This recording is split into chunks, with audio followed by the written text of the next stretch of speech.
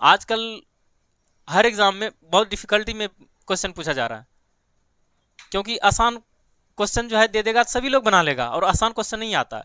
कई बार शिक्षकों को हम बोलते हुए सुनते हैं कि प्राचीन इतिहास में सिंधु घाटी सभ्यता कर लो, जैन धर्म पढ़ लो, बौद्ध धर्म पढ़ लो, मौर्य साम्राज्य पढ़ लो, गुप्त साम्राज्य पढ़ लो, ये सब 4-5 चैप्टर सजेस्ट करता है, ये सब कर लो एकदम हो जाएगा।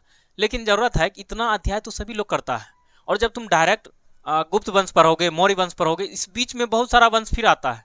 जब उन वंशों का क्रमिक अध्ययन नहीं करोगे तो फिर तुम्हें याद करना पड़ेगा। जब याद करोगे तो वहां पर एग्जाम हॉल में जो है फंसोगे, स्वाभाविक होता है। कोई भी चीज जो है सीक्वेंस से करोगे तभी याद रहेगा, और याद करके रट्टा मार के जो है ना कुछ नहीं कर सकते हो, कॉन्सेप्ट बिल्ड करना पड़ेगा। और इस क्लास में फैक्ट की चर्चा तो होगी ही होगी, साथ ही साथ जो है कॉन्सेप्ट पूरा क्लियर होगा। एक एग्जाम्पल देते हैं कि इतिहास को कैसे बेहतर तरीके से हम समझ सकते हैं, इतिहास को हम कैसे पढ़ें। इतिहास को अच्छे समझने के लिए जरूरी है सीक्वेंस में अध्ययन करना, क्रमिक रूप से, ना कि उन शिक्षकों का बात मानकर, ठीक है, सिंधु घाटी सभ्यता, वैदिक सभ्यता, जैन धर्म, बौद्ध धर्म, उसके बाद जो है गुप्त साम्राज्य, मौर्य साम्राज्य, इन सब का अध्ययन करके जो है मुख्य मुख्य सेलेक्टेड टॉपिक का अध्ययन करके तुम सच में एग्जाम बराबर पास नहीं कर सकते हो। बेसिक कॉन्सेप्ट क्लियर होना चाहिए क्रमिक रूप से, क्योंकि इतिहास क्या है?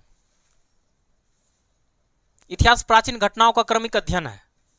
अगर क्रमिक अध्ययन नहीं करोगे फिर याद करना पड़ेगा। एग्जाम्पल, जैसे तुम लोग मूवी देखता होगा, अचानक से कोई लड़का जो मूवी देख रहा है, ठीक है, और तुम गया बगल में बैठ के देखने लगा, आधे के बाद तुम जाओगे, तुम्हें कुछ समझ में नहीं आएगा कुछ देर तक, यानी कि कम से कम 10-15-20 मिनट तुम्हें समझने में लगे कौन कौन है, कौन क्या इसमें कौन सा कहानी चल रहा है। मतलब मूवी में भी एक कहानी ही बताया गया, इतिहास भी क्या है, कहानी है। कहानी की तरह पढ़ोगे तो हमेशा याद रहता है। बचपन में कुछ कहानी तुम लोग सुना होगा शिक्षकों के द्वारा, या नाना नानी के द्वारा, दादा दादी के द्वारा, वो कहानी तुम्हें भी अब भी याद होगा। क्यों हुआ ऐसा?